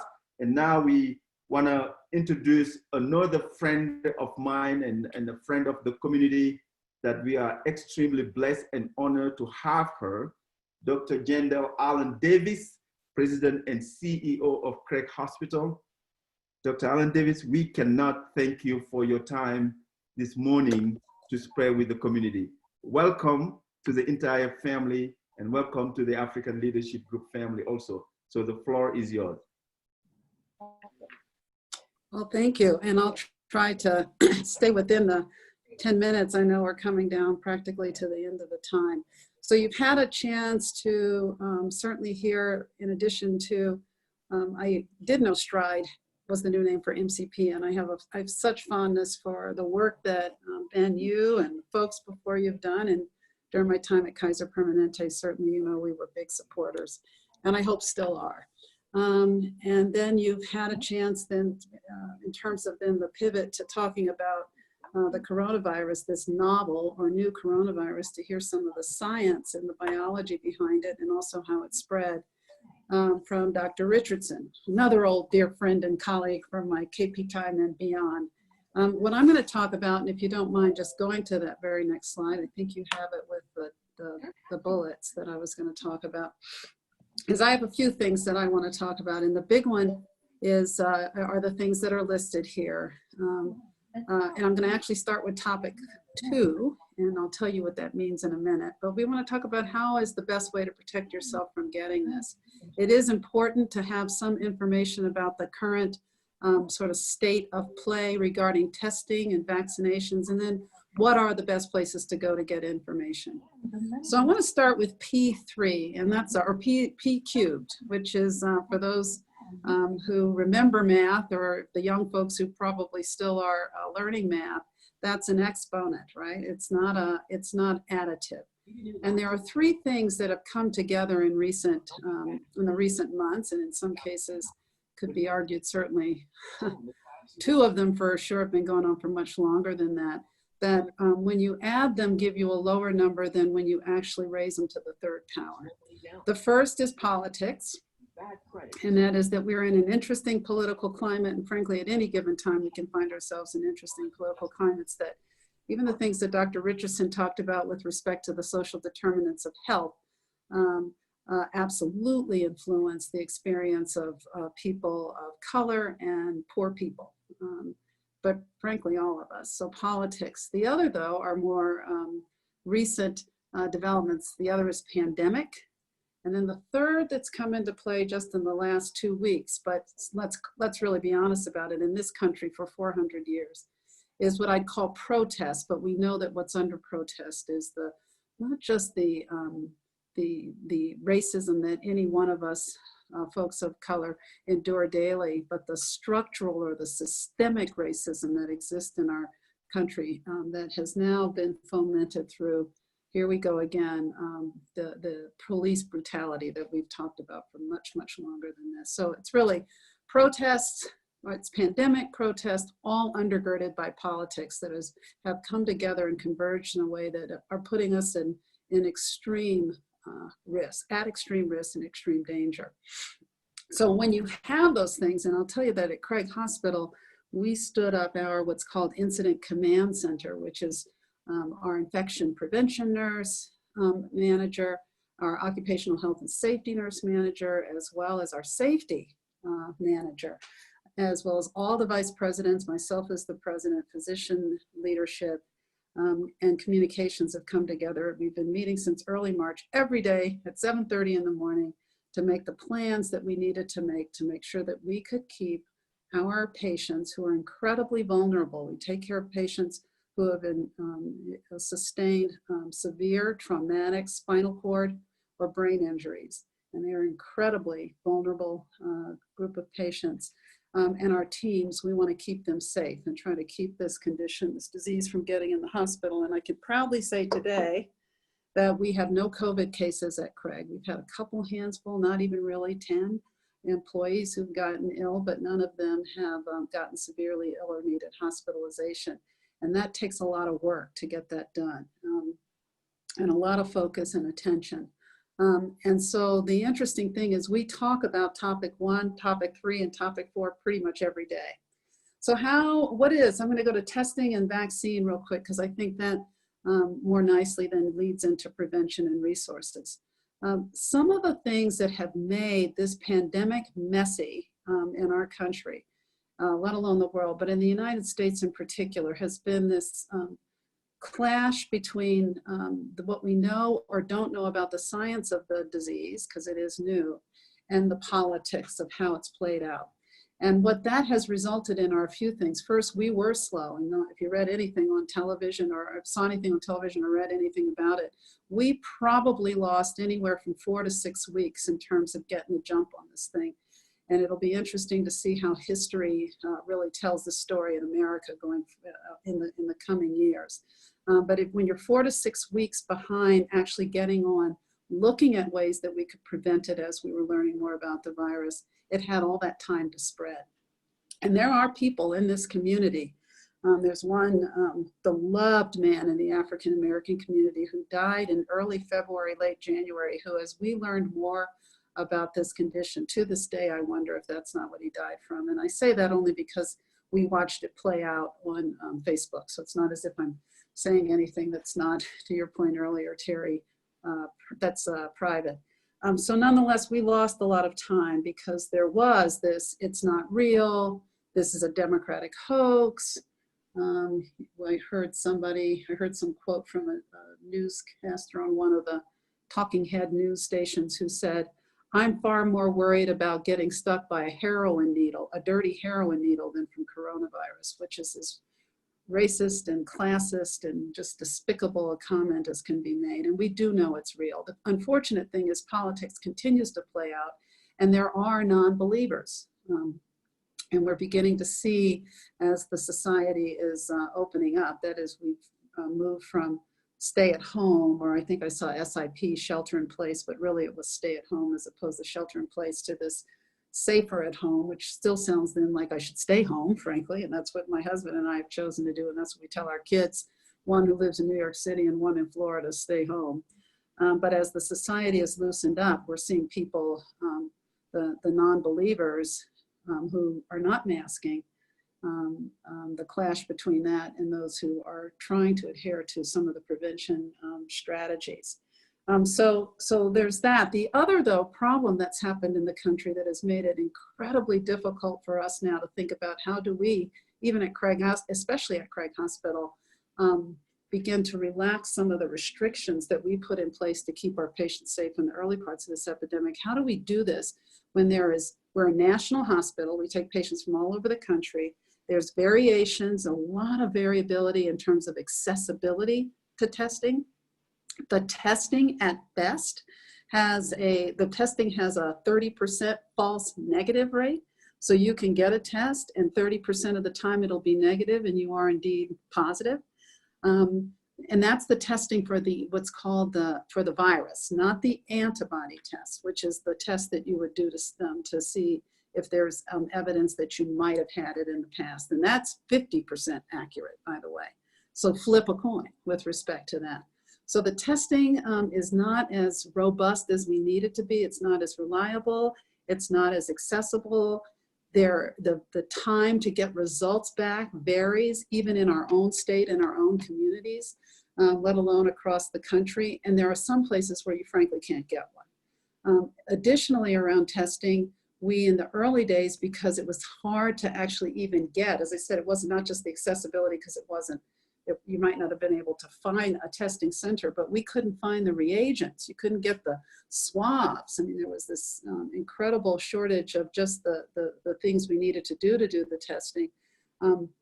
Also meant that people the public health department began to sort of say, these are the folks who should be tested, here's who doesn't need to be tested. So what I'd say bottom line around testing for the presence of the disease, not the past history of the disease, but for the presence of the disease, is it varies by locale, it varies by the time that you can get the test back, and until we have absolute easy accessibility for anyone who wants and or needs a test, we're going to continue to sort of stumble along here for a number of months. With respect to antibody testing, as I said, it's about 50% false negative. That means you're going to get, or you're falsely negative. That means that the test is going to be negative, but you in fact did have the disease. And that's just sort of the nature of new testing measures that come out. It takes a while to sort of perfect these. And in an effort to try to get something out there to help, really, in that particular case with the antibody test, it really was for healthcare workers to get a sense of those of us who were in that space when we could come back to work. It has not been that robust, and so at this point, it is not recommended, despite the fact that it's out there and people are pushing it, that it's used in routine ways. Perry pointed out a couple things Dr. Richardson did. One, yeah, it's out there, but what we don't know is how long that immunity, because that's what you're looking for when antibody test is, are you immune to the condition? We don't know how long that immunity lasts. For example, though, in contrast, and everybody should be getting one, I'm a huge believer in it, is the flu shots. We do flu shots during flu season every fall and into the early parts of the winter, because we know that it's going to confer protection for just that season. And the viruses change, and the ones we know that are going to come along change. So that's why you have to get a flu shot every year. We're not there in terms of understanding what's going to be needed for this coronavirus. That's an influenza virus, very different class of viruses. But we're not there yet with this. We are learning as we go along. It is like, as they say, we're building the plane and learning how the plane works while we're flying the darn thing. So that's where we are with respect to testing. Vaccination is what we need. And that's why I said the flu shot, which is a vaccine. There are, I think the number is over 100 different labs are trying to, are doing the race across the globe to develop an effective vaccine against this coronavirus. I firmly believe, and this is my opinion as both a scientist, a physician, knowing what typically the time it takes to develop a vaccine that's going to be effective but also safe. My strong opinion, and I would love to be wrong, hear that as my one caveat, is that if there's talk about having a virus by the end of the year, I'd be very reluctant to use it at this point. It takes a lot longer than that typically to develop vaccines. And yes, the science and the technology, I mean, it's breathtaking what's happening with respect to the speed at which we're learning in science and in health and in medicine. But that's really fast for a vaccine. And what I'd worry about is safety. I mean, efficacy, that is it, which is it effective, is one thing, but safety is the thing that we need to really, really make sure. And I really push that message out to communities of color, because if there are places, and we know this, unfortunately, some of the legacy of how poor people and people of color are treated in this country and our healthcare systems, there's an excellent chance that we'd be the first to have access to the darn thing, just because of, these things tend to be used in universities, and a lot of us get our care in university settings, in university hospitals or city hospitals. It's one of the things we have to be careful and keep and be mindful of and ever vigilant about.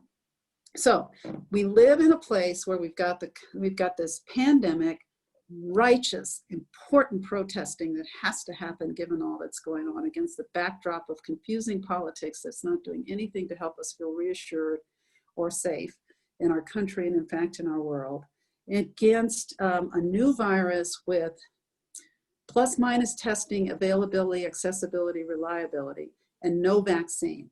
So when you're in a space like that, one would say, so what do you do? What do you do? Yeah, go to and you listen to what every public health official has been saying is the right thing to do. You have got to figure out ways to prevent either getting it or spreading it. And it's pretty basic, and it hasn't changed. And I'm bored to death of having to say it, because we say it several times a day. We certainly say it at 7:30 every morning. At some point, we're talking about what does our PPE look like, our personal protective equipment and our supplies look like. We're talking about prevention. So it is wearing masks, preferably surgical masks in the case of healthcare workers who are taking care of patients. But minimally, one of these beautiful, because I've been making so darn many of them over the last few weeks, cloth masks, some sort of a face cover. It's wearing masks.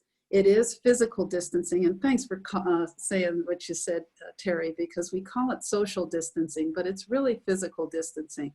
And physical distancing or social distancing does not mean that we still can't be in connection and in relationship with each other.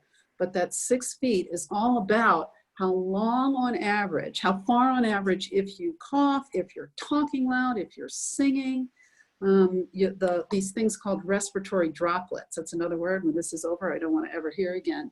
But it is that there is actually moisture that comes out as we speak, and certainly as we cough or sneeze, that can travel as far as 6 feet. And there's some who think maybe even a tiny bit farther. But social or physical distancing, mask wearing, exquisite hand hygiene, washing your hands, which washes the virus away, or using the hand sanitizers, which actually kills the virus, keeping every surface clean. Some of what I know, and back to this whole issue of, in part, why do we think we see it more, this disease more prevalent in communities of color, let alone what's happening with death. I know that COVID, and my teams know this, because I say it a lot and I give mad shout outs to our environmental services team, who largely look like me, unlike the rest of that hospital. That's another topic for another day. But our environmental services people clean our hospital 4 times a day. They start at the bottom and they work up and they work their way back down. And so fastidious cleaning of surfaces, our hands, mask wearing, and physical distancing is what we have now, and minimizing how long or how much time you spend out and about. My husband works for Oracle Corporation, a big computer, soft, and now hardware company, global company.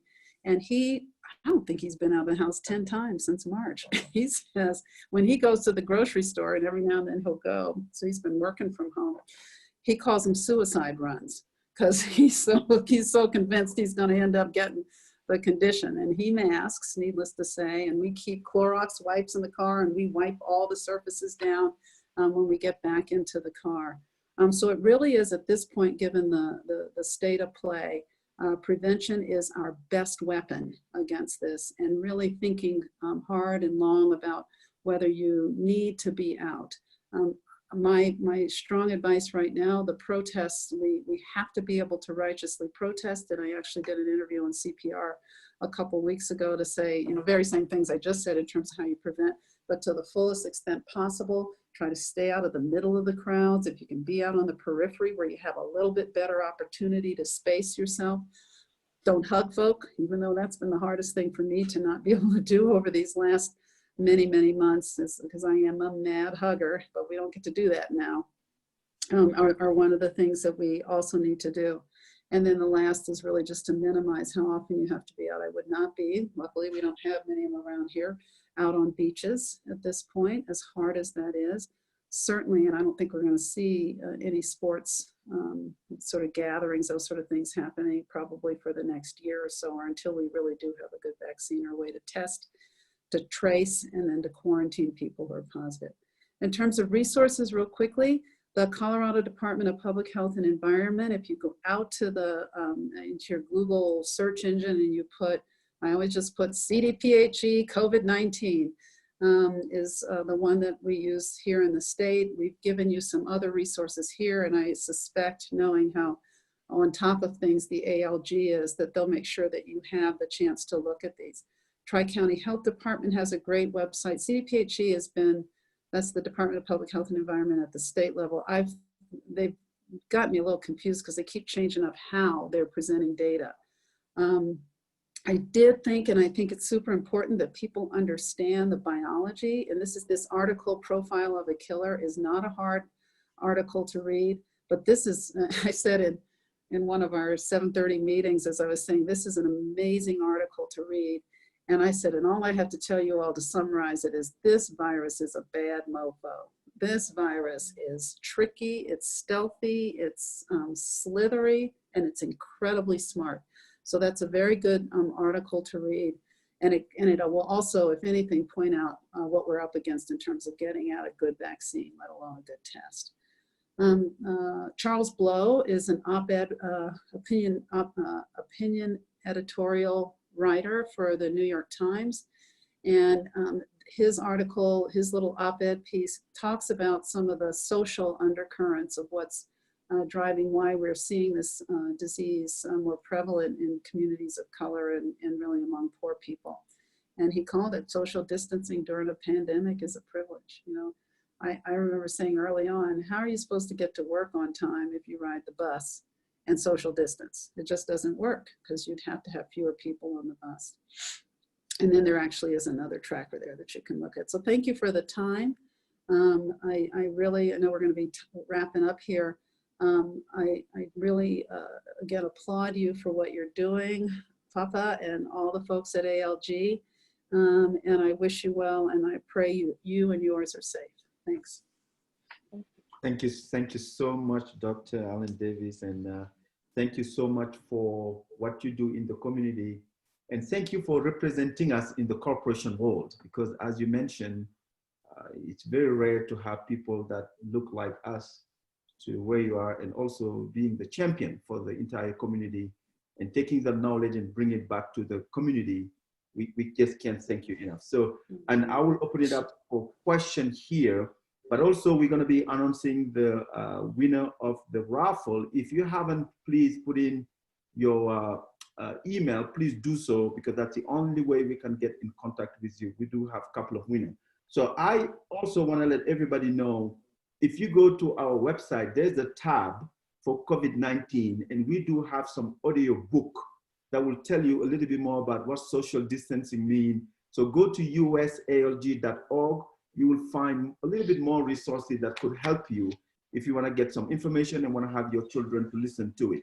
So Jason, I will turn it over to you. I know you have a question you want to ask to Dr. Ellen Davis. So please go ahead and ask your question, Jason. Sure. It's so good to see you, Dr. Alan Davis. Thank you so much for your contribution to this conversation and all that you do. We're just all so super proud of you. My question is this.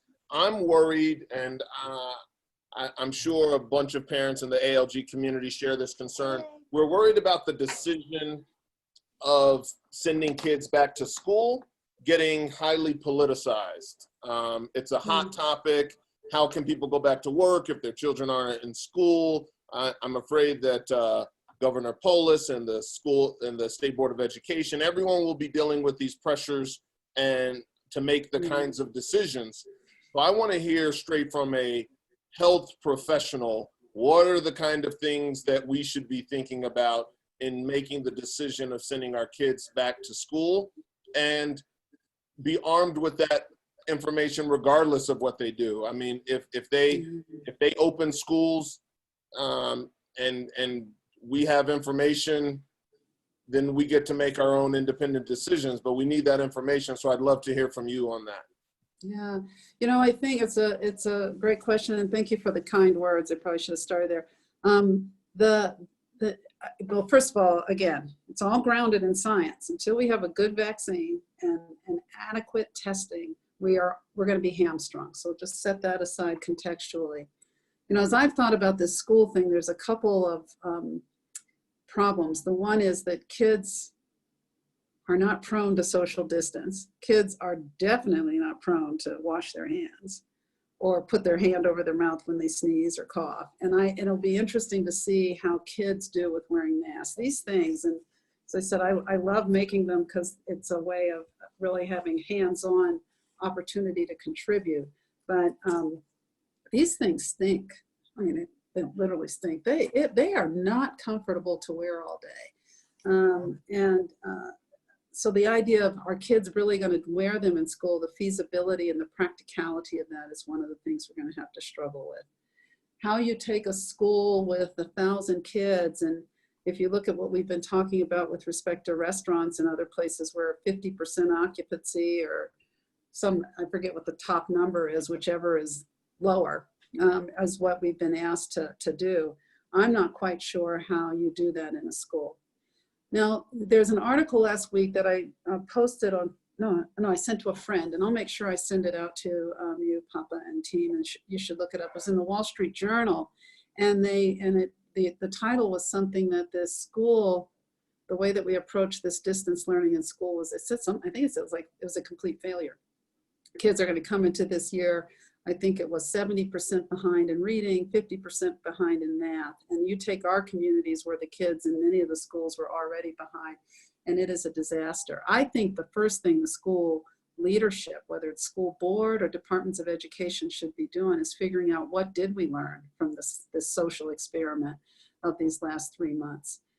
And what are we going to do if, in fact, we cannot come up with a calculus to get kids back to school safely? Because my belief is they need to go to school. They need the socialization. They need the connection.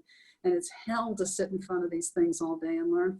For those who already have been doing MOOCs, you know, distance learning in the university system for a few years, or the folks who are doing this at night after working all day.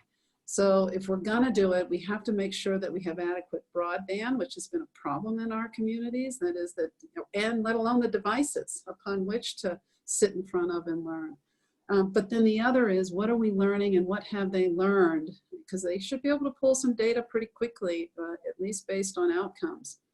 And you know, those have their own biases. I get that, and subjectivity. What are we learning about the best practices in terms of how to dish up this information to kids at different ages and stages? So I think that's what they're going to need to do. And what we have decided, I can only tell you what we're thinking about, because we're looking at our work from home policies and having been thrust immediately into the telecommuting world. We're going to have a big discussion as a leadership team next Friday about this very topic and come up with some decisions. Because you're really left with the personal preference part. That could become a political nightmare if I choose to have my kids at home. And are they truant? You know, these sorts of things all come up there. We're going to have to, No, keep it muted. Uzi, if you can mute yourself, Uzi. Someone needs to mute. Sorry for that interruption, Dr. Allen. Oh, that's yeah. I'll be fast. So we were going to have to figure out that part, but it's interesting. I wrote on the top of the sheet as I was starting to get my thoughts together on this, is that we need to look at the pros and cons of telecommuting, and we're going to need to look at what are the mitigating factors.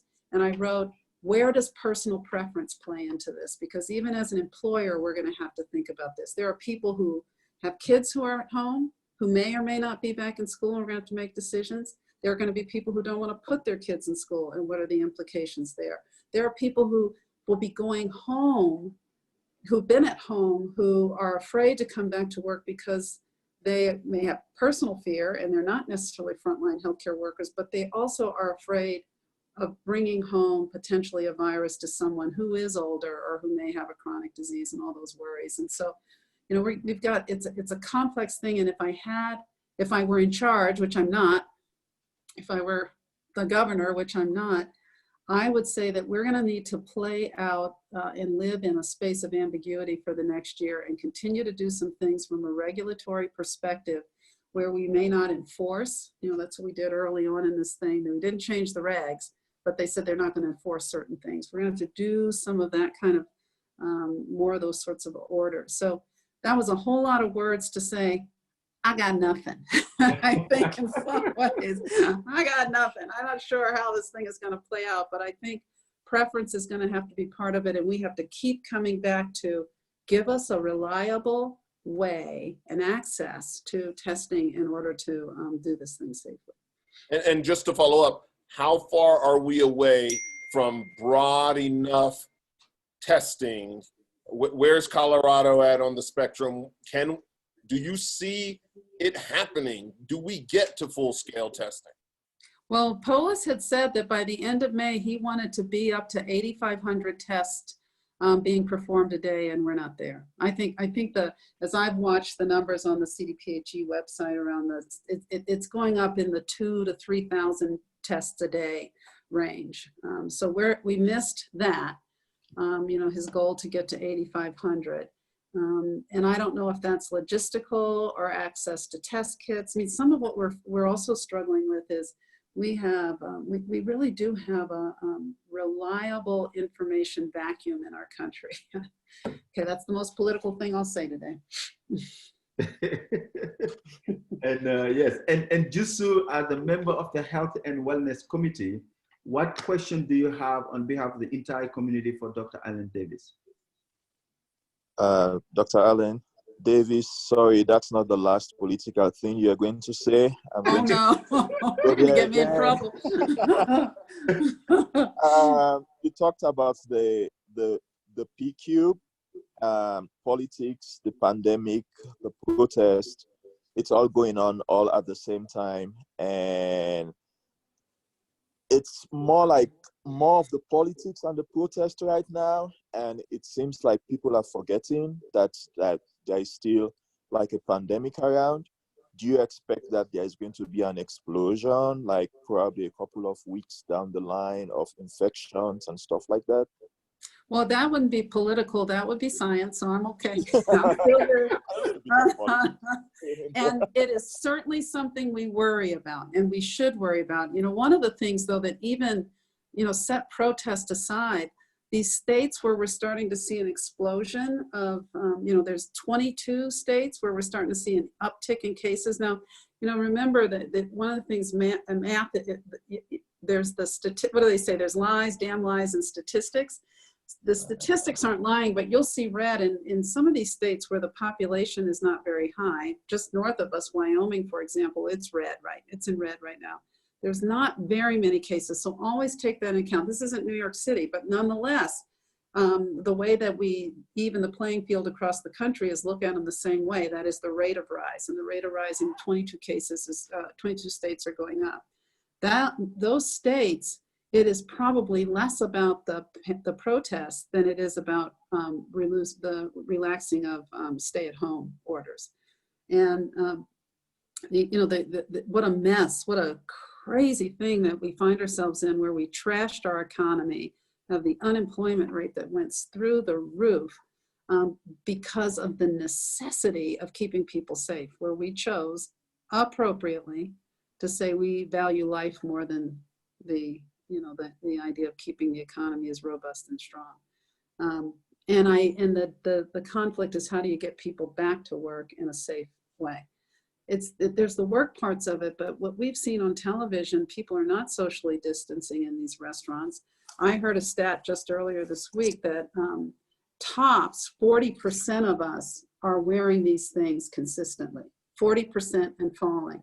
So the fact is that we do need to pay attention, and the incubation period of this virus is on average about 4 to 5 days, but it can be as long as 2 weeks. So we're up to day 18 of protests across the country.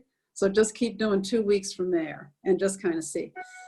I think the part that we can say will be the contribution to that, then we're at the 2-week mark, is to watch what happens over the next couple weeks, right? Because it was 2 weeks ago, Wednesday, when I think the first of the protests kicked off. So we should start to see, we'll have to watch in Colorado and other places what happens with cases. But remember, if you're not testing, you're not figuring out. If we're not doing robust testing, you still don't have really a great handle on what's happening with what's called the epi curve, or the epidemiological curve. But we knew even before this that in Colorado, the cases were coming down, but the rate of fall decline was slowing. So you don't know, is it about to do this, right? Or is it just going to do this and just sort of take, and worse yet, this. So no good answers, but all of us are very, very concerned. And it's why even at Craig Hospital, we have chosen to, while we're developing our plans for how we would reopen Craig, which has been closed to visitors and caregivers and family, and we have our stay-at-home folks, and we have parts of the hospital completely closed down, like outpatient. We're doing a little bit. We're going to trail the community, and we thought early on, okay, we'll trail the community, see what happens. Now we have this protest, you know, sort of part of the P thing that's come along that has made it potentially even slower to open. So. Well, thank you. Now, I have this question. Hopefully, it's more scientific than politics. Now, you talk about how smart is this virus. Is it something that we should expect the human being hand behind it? Oh, see, that's politics. But that was political. Don't even. And I'm not going to go there. Was this made in a lab? It escaped from a lab in Wuhan. Who knows? But what I will tell you on a very serious note is there's new evidence just in the last 24 hours that we think it's mutated. And I've been wondering when it was going to mutate anyway, because that's the nature of just viruses in general. That's in part why we have to do a new flu shot every year. And it's in part why some years the flu shot works better than others, because these viruses do mutate. So I just heard that in the last 24 hours that they think it's mutated. Now what is being said, and this is just on popular TV, I got to read a little bit more. Terry could probably tell us, Dr. Richardson is probably all over it. But they've said, and it's easier than to spread. And I would change that to say, is it easier to spread? Because often when viruses mutate, they become weaker. They don't get stronger. So there's more for us to figure out about that. So sorry, Papa, I totally dodged answering your question. Well, no. Can I interject just a minute about the mutability of this virus? It actually has mutated from the time of the original virus in China. And they know there are like 3 different strains early on. And they say viruses mutate, as Dr. Alan Davis said, viruses mutate anyway. But the important thing about this virus is that the spike protein is not mutating very much. And that's the protein that's the bad boy. Cells. Yeah. And that's why they feel they will be able to develop an effective vaccine, because that spike protein is not mutating much. And then the coronaviruses as a family, they don't mutate quite as much as some other viruses. They go years and they have similar genetic structures. Like the amino acid changes are very minimal over the years. So that's any virus will mutate, but the spike protein is the one that they're keeping close contact of. And you know, this virus, China, everybody talks about China being political, that they didn't give enough information, but they shared the genetic structure of this virus back in January. That's why some of the companies like Johnson & Johnson got a fast start on trying to develop a virus. So just a vaccine, you mean? Vaccine, vaccine. Sorry. Yeah. Thank you. And again, if we did not get a chance to answer your question, know that we'll compile all the question and we will send it to our speakers, and hopefully you all did get a chance to get their contact email. But if not, if you reach out to ALG, we will give it to you. And now, before we get to the closing remark here, I would like to really give a shout out to the public speaking class celebration members of the public speaker that just recently graduated that are on the call. We are all so proud of you, and you are the champion and the leaders of the community as you're going to be transitioning to Leadership Africa and taking on this leadership role. I also want to give a shout out to Butterfly, and she's a community member that really helped put on the mask that we have that's going to have the African Leadership Group logo on it. Oh, nice. So anybody that attend the event, please, if you register, if we have your address, so you're going to be receiving the African Leadership Group face mask with the logo. So we are very proud of it. We also want to really thank Dr. Alan Davis for donating also some quilt face masks that if we're not careful, Miss Laurie gonna take them over and keep it to herself. But we're gonna figure out how we're gonna distribute it and make sure that everybody has it. Dr. Richardson, we wanna thank you also for the donation for bottle and other things. And Ben, also thank you for offering also stuff from Stride. But you know, go ahead. I want to just interrupt, make sure I'm clear. I'm not making masks for the whole world. I just needed to. That would be bad. I want to know where it was one of the. What was that, Terry? I want a mask made for me from Dr. You got it. You got it. You know you got it. But I'm going to give you 14 masks as part. That's what I'm donating as my little raffle gift. And because you do need to wash them every day. That's the thing that's also important with these cloth masks is they too, and there's been some studies that have looked at how long the virus lives in different sorts of material. And it's important if you wear it one day to wash them. So that way you have 2 weeks supply is what I'd say. So. Thank you so much, Dr. Ellen. So, and I know we have a lot of community members on the call. There are essential workers that are on the front line. We hope that we all found this very beneficial, and we'll take this information and spread it in the community. I'm begging every single one of you, don't keep this to yourself. Even as little as talking to your own family will go a long way. Talk to your children, talk to your neighbors. Just try to practice all these things we talk about, because that's the main reason we are putting together this platform. So now we are at the point where we want to really announce the winner of the raffle.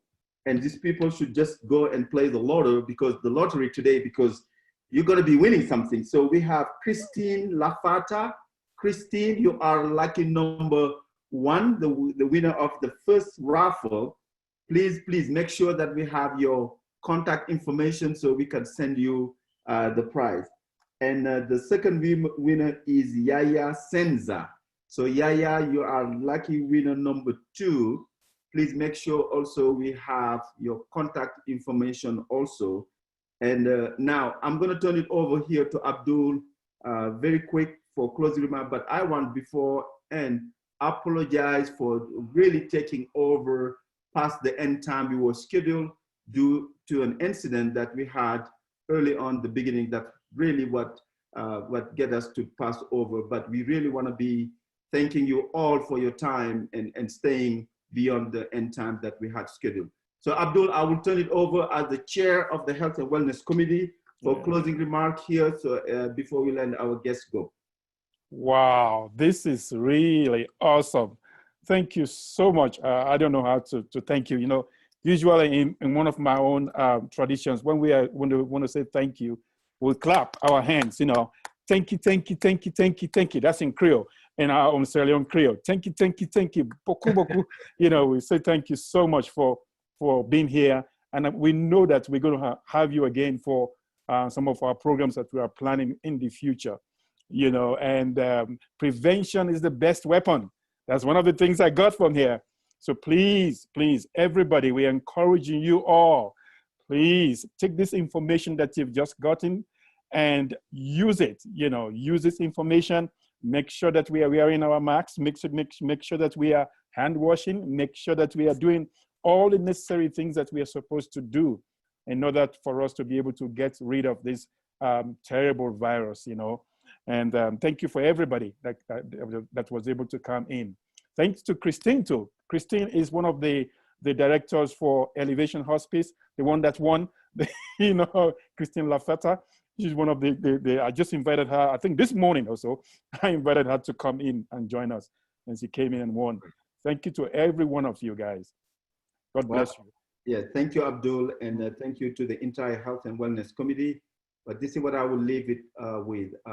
And as Dr. Ellen Davis said, we are facing this pandemic of the virus, and we are facing the pandemic of racism. And we had our fair share as a community of that this morning. You know, and I don't know if you were here on the beginning, but I will share it with you because I want all of us to leave this platform to be aware of what can we do face this pandemic. Somebody hacked into our system and literally was using the N-word and drawing the N-word on our picture. So that's what we witnessed this morning, and was playing a loud music where we will call the N-word over and over again. Now, this showcased how resilient we are as a community. I gotta be honest, as a leader, it shook me up. I'm not gonna sit here and pretend that I'm this tough guy that nothing shake, but I was shooken up by that. But what really get me going is everybody's support on this platform. Dr. Ellen Davis chimed in and said, no, we're not gonna let this person take over. We're gonna carry on. Pascal, thank you so much for your strong word to say we're not gonna let nobody else define us. But I am saying this to say this. As much we know racism is out there, as a community, we love on every single human being. You're white, you're black, you're purple, it does not matter. Because what heals us is love. If you are out there hating on us, just know that all we have for you is love, and we wish you the best, and we wish you to overcome all this challenge so you can have love for human beings, because that's what this organization is about, and that's what we stand for. So all of you that is here, thank you so much. And the only thing you can do to help us is to really make sure that message is relayed to everybody out there. We demand and ask, have love for everyone, even your worst enemy. With that, we want to thank all of you for your time, and we'll recover, and hopefully we get to see each other very soon in a safe condition, and we can hug and have love for each other.